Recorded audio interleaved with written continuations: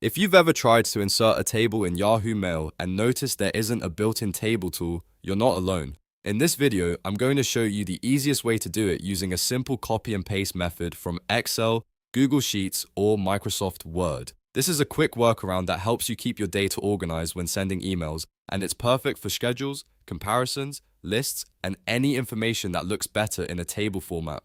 If this tutorial helps you out, make sure to hit that like button and subscribe for more easy tech tips just like this.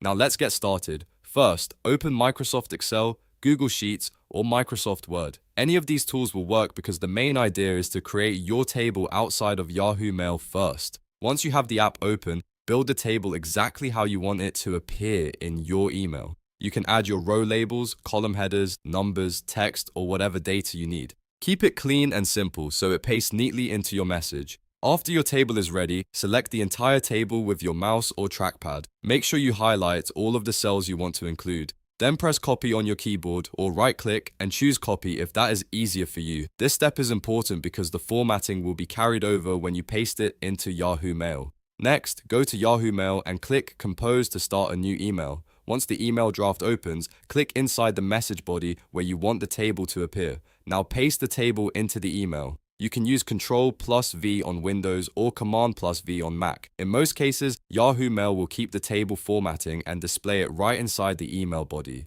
Take a quick look to make sure the spacing, alignment, and content all look correct. If you need to, you can also type a short message above or below the table to give your recipient some context. Once everything looks good, add your recipient's email address, check the subject line, and then click Send. That's it. You've now inserted a table into Yahoo Mail using a simple workaround. It's fast, easy, and one of the best methods when you want your email to look more professional without needing any extra tools or complicated steps. If this video helped, please hit the like button, subscribe to the channel, and turn on notifications so you don't miss the next tutorial. Thanks for watching, and I'll see you in the next one.